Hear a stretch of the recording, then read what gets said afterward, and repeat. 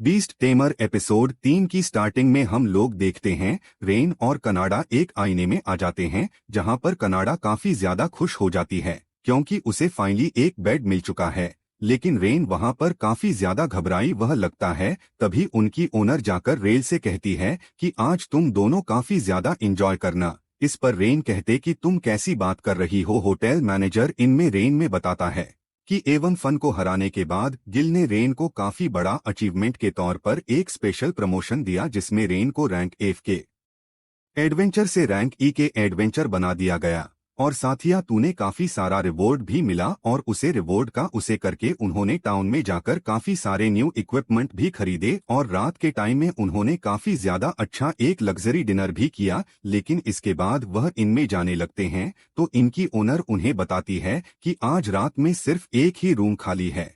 तुरंत कहते हैं ठीक है मैं किसी और इनमें जाकर ट्राई करूंगा। लेकिन इनकी ओनर जबरदस्ती रेन को वह इनका रूम दे देती है जिसके बाद रेन और कनाडा अपने रूम में आ जाते हैं। रेस सोचने लगते हैं कि आखिरकार हम लोग एक ही साथ कैसे रहेंगे जिसका जो कनाडा को बताता है कि मैं इस रूम से जा रहा हूं मैं बाहर की साइड जाकर कैंपिंग कर लूंगा। तो कनाडा परेशानियों के रेंज से कहती है क्यों क्या हुआ। तो रेंज शर्मा तो यह कहता है कि मैं उसी से रूम में नहीं रह सकता हूं जिसमें एक लड़की सॉरी हो। तो कनाडा रहती है मुझे तो कोई दिक्कत नहीं है तुम्हारे साथ रात बिताने में। हाँ मैं थोड़ी सी तो एम्ब्रेस हूँ लेकिन मुझे पता है कि तुम वैसे तरीके के लड़के नहीं हो इसलिए मैं तुम्हारे साथ ठीक रहूंगी। यह सुन खुशी भी होती है जिसके कनाडा रहती है कि मैं पक्के से कह सकती हूँ कि रेन अभी भी काफी ज्यादा होता है क्योंकि उसे अपनी पार्टी से निकाल दिया गया। वह एक्ट तो ऐसे करते कि उसे कोई फर्क नहीं पड़ता लेकिन अंदर ही अंदर मुझे पता है कि मुझे इस बात से परेशानी होती है और मैं चाहती हूँ कि मैं रेन के उन दुख को हिल कर सकूँ। मैं रेन को स्माइल करता हुआ देखना चाहती हूँ। जिसके बाद कनाडा प्रॉमिस करती है कि वह हमेशा से ही रन के साथ ही रहेगी जिसके अंदर हम लोग देखते हैं कि रेन और कनाडा को मिले हुए अभी एक हफ्ता हो चुका है और उनके जॉब्स काफी ज्यादा स्मूथली चल रही है। उसके बाद वह लोग ग्रिल में पहुंचते हैं जहां पर रिसेप्शन उन्हें स्ट्रेट ब्रिज पर गार्ड डॉग के बारे में बताती है। रिसेप्शन ने बताती है कि ब्रिज के ऊपर एक ऐसा गुंडा है जो कि वहां पर से जो भी लोग जाने की कोशिश करते हैं उन लोगों से लड़ता है। अच्छा है कि उसने आज तक किसी को भी जान से नहीं मारा है और एक बार जब वह बैटल जीत जाता है तो वहां से भाग जाता है और इसी गुंडे की वजह से कोई भी इस ब्रिज को उसे पार नहीं कर पा रहे हैं। कि क्या तुम इस जॉब को एक्सेप्ट करोगे। तो रेनू से पूछते कि क्या रैंक ई का एडवेंचर भी इस जॉब को कर सकते हैं। तो रिसेप्शन से बताती है कि इस जॉब को कोई भी रैंक का एडवेंचर कर सकता है और जो भी उसे गुंडे को सबसे पहले हर आएगा उसे काफी अच्छा प्राइस मिलेगा 5 गोल्ड के पीस। यह सुनते रेंज चौंक जाता है और इसे अपने से कहते हैं कि ठीक है मैं इस जॉब को करूंगा। जिसके अंदर हम लोग देखते हैं कि रेन और कनाडा उसे ब्रिज पर पहुंच जाते हैं। कनाडा रेन से कहते हैं कि यह ब्रिज तो वाकई में काफी बड़ा है। तो रेन बताते अभी तक गार्ड डॉग से लड़ने के बाद कोई मरा तो नहीं है। मैं उन लोगों के पास तो गया था जिन लोगों ने गार्ड डॉग से लड़ाई करी थी लेकिन उन लोगों ने कुछ बताने से मना कर दिया बल्कि उन्होंने अपना मुंह तक ही नहीं खोला जिसकी वजह से मुझे गार्ड डॉग के बारे में कोई भी इंफॉर्मेशन नहीं मिली। और इसी वजह से रेन करने लगता है कि जो हमारा एनिमी है वह बिल्कुल अननोन है इसलिए मुझे अच्छी तरीके से पूरे अपने सावधान से पर रहना होगा। जिसके कनाडा रेन को आसमान में देखने के लिए कहती है तो उन्हें आसमान में काफी बड़ा ड्रैगन दिखता है। वह ड्रैगन भी उनको देख लेता है और काफी जोर से उनकी तरफ हवा मारता है। जिसके बाद हवा हटाने के बाद पता लगता है कि सामने उनके एक लड़की खड़ी होती है जो कि उनको चैलेंज कर रही होती है उसे लड़ने के लिए। वहीं पर रेन काफी कंफ्यूज होकर कहने लगता है कि क्या यह ड्रैगन एक लड़की थी। वही ड्रैगन कर उनसे कहती है कि क्या तुमने सुना नहीं मुझसे लड़ाई करो। तो ग्रहण कहते हैं उससे पहले तुम मुझे यह सुनकर तान्या कनाडा से कहती है कि तुम्हारा नॉलेज तो कमाल का है। जिसके आगे कहती है हाँ मैं तुम जैसे ही किसी स्ट्रांग पर्सन को ढूंढ रहे थे लड़ने के लिए। एक फर्स्ट रेट का एडवेंचर और एक कैट्स पीरियड मेरे लिए काफी अच्छा पॉइंट रहेगी। मेरी स्टैंड बढ़ाने के लिए मैं चाहती हूँ कि तुम मुझसे 2-on-1 फाइट करो और मैं इस ब्रिज को तब तक छोड़कर नहीं जाऊंगी जब तक तुम उसे फाइट नहीं करोगे। वहीं पर रन घबराकर कहा लगता है कि मैं नहीं सोचा था कि मैं एक अल्टीमेट स्पीशीज से यहाँ पर लड़ूंगा। तभी कनाडा रेंज से कहते चिंता मत करो, याद है ना कि मैं एक अल्टीमेट स्पीशीज हूँ। यह सुनकर रेन के अंदर थोड़ा कॉन्फिडेंस आ जाता है और वह कहते हैं तुम सही कह रहे हो, जिसके आज उनके बीच की लड़ाई शुरू हो जाती है। तान्या काफी ज्यादा स्पीड में आकर रेन के ऊपर हमला करती है, लेकिन रेनू उसे अटैक को डोज कर लेता है। इस वजह से तने काफी ज्यादा इम्प्रेस होकर रेंज से कहते कि आधी से ज्यादा लोग तो इस अटैक से ही हार जाते हैं,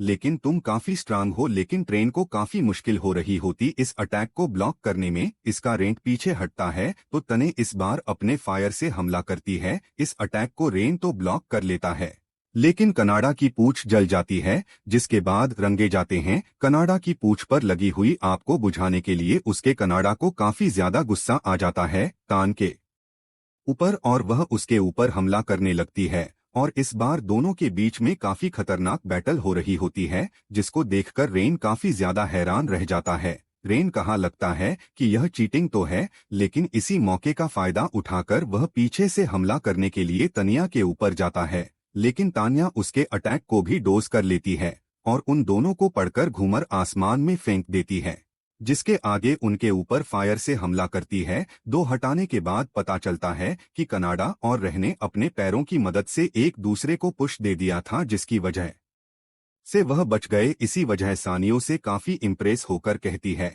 कि अब तक कोई भी इतनी देर मुझसे नहीं लड़ा है, अब मुझे और भी ज्यादा मजा आ रहा है तुमसे लड़ने में। वही रेन कहा लगता है वाकई में तान्या काफी स्ट्रांग अल्टीमेट स्पीशीज है। मैं पागल था, यह सोच रहा था कि मैं इसे कॉम्बैट लड़ाई में लड़ सकता हूँ। अब मुझे लगता है कि मुझे एक असली बीस्ट टेमर की तरह लड़ना चाहिए। इसके आगे कनाडा से कैश है कि क्या तुम मुझे 3 से 5 मिनट दे सकते हो, क्योंकि मेरे पास एक प्लान है। तो कनाडा भी मान जाती है और इन वहां से जाने लगते हैं और कनाडा से लड़ने लगती है। वहीं पर रेंज जाकर कोने में एक चीज फोकस करने लगता है। तब पता चलता है कि रेंज अब आसमान में था तो उसने एक चिड़िया को देखा था, जिसको उसने अब टाइम कर लिया। वह चिड़िया से कहने लगते हैं कि क्या तुम अपने दोस्तों को यहाँ ला सकती हो, जिस पर वह चिड़िया मान जाती है। जिसके बाद रेन कनाडा और तानिया की लड़ाई के बीच में पहुंचता है तो तानिया रेंज से कहती है कि क्या मैं अब तुमसे लड़ने वाली हूँ, जिस पर रेन कहते नहीं मुझे तो नहीं, लेकिन तुम इसे लाडो। जिसके आज वह चिड़िया काफी सारी वहां पर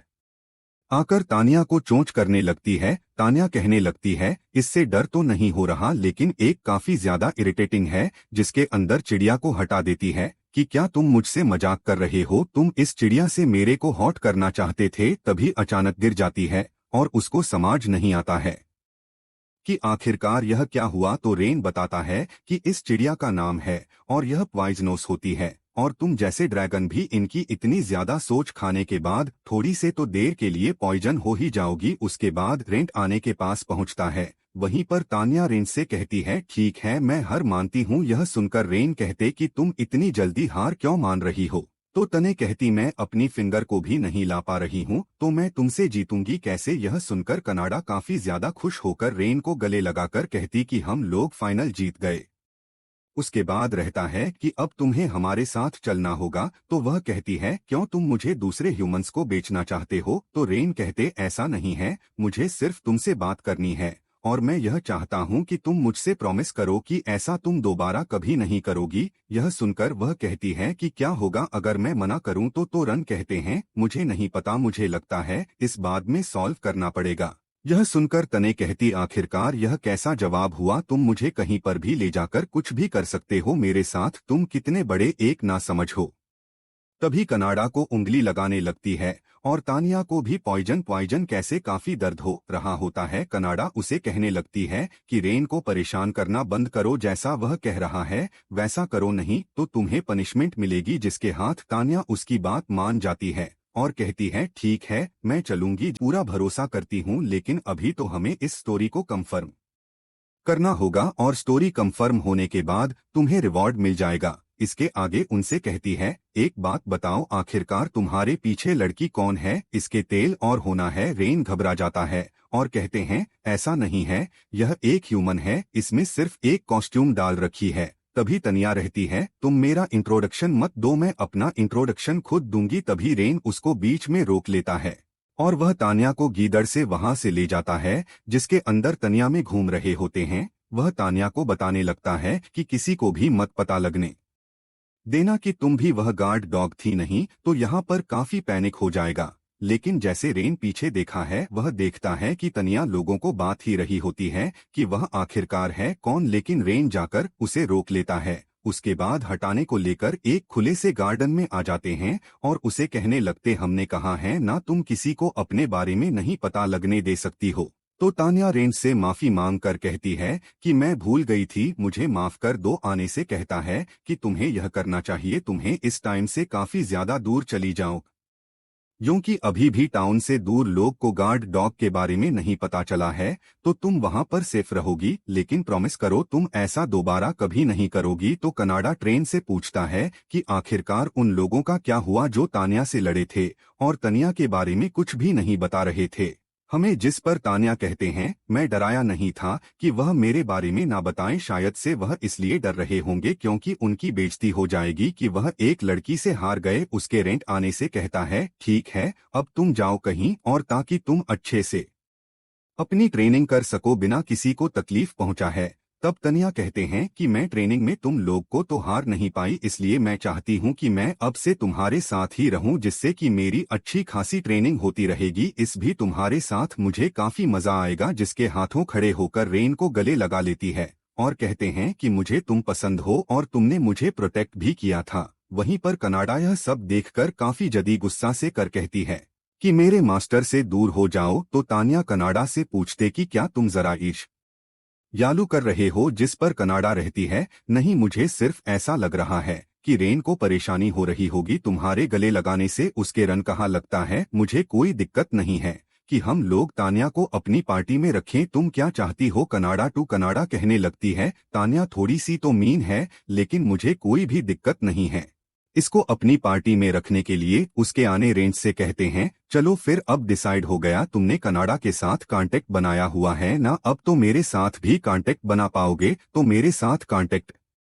बना। ट्रेन मान जाते हैं और वह कहने लगते हैं कि मैं एक कैट स्पेट के साथ साथ एक ड्रैगन और के साथ भी कांटेक्ट बनाने वाला हूँ। कितना ही अलग फीलिंग है, जिसके अंदर आने के साथ एक कांटेक्ट बना लेता है और उसके तान्या देखते हैं कि उसके हाथ पर भी कनाडा की तरह एक मार्क आ चुका है। वह कहने लगती है, काफी ज्यादा अजीब है, मुझे ऐसे लग रहा है कि मैं रेन के साथ कनेक्ट हो चुकी हूँ, लेकिन कुछ भी हो अच्छा लग रहा है। वहीं पर रेन काफी ज्यादा थका हुआ लग रहा होता है, तो तान्या उसके पास आकर उसके गाल खींचकर कहते कि तुम अच्छे हंस क्यों नहीं रहे हो कि तुमने मेरे कांटेक्ट बनाया, उसके लिए ट्रेन को मास्टर की खती है कि आपके साथ में आगे से काम करने वाली हूँ। अगले सिम हम लोग हीरोज के ग्रुप को देखते हैं जो कि जंगलों में गए थे, लेकिन उन्हें कुछ भी नहीं मिला और उन्हें अपने मिशन के अंदर काफी दिक्कत आई, क्योंकि मास्टर के साथ साथ एनिमी को ढूंढना काफी ज्यादा मुश्किल है, इसलिए उन्हें रन की याद आ जाती है। तभी बाकी हीरोज एक दूसरे से लड़ने लगते हैं और कहने लगते हैं, यह इतना ज्यादा डिफिकल्ट काम था। वहीं पर आ रही हो जो कि उनके ग्रुप का लीडर होता है, वह एक इविल स्माइल करके कहते हैं कि हम लोग ट्रेन को वापस ले आते हैं, क्योंकि वह काफी ज्यादा बेवकूफ है, लेकिन साथ साथ वह दयालु भी है और वह हमारे ऑफर को मना नहीं करेगा। हम उसे कहेंगे कि उसे टाइम पर हम लोग सीरियस नहीं थे उसे टीम से निकलने के लिए, लेकिन अब हम लोग उससे सॉरी मांगकर उसे वापस बुलाएंगे और जिस टाइम पर हम लोग उसे फॉरेस्ट को पास निकल देंगे, हम लोग वापस से रेन को कर देंगे। वहीं पर इनका सीन दिखाया जाता है जहां पर कनाडा और तान्या लड़ रहे होते हैं कि आखिरकार रेन के चेहरे की तरफ देखे सो रहा होता है और एपिसोड हो जाता है यहीं पर खत्म। Please like and subscribe.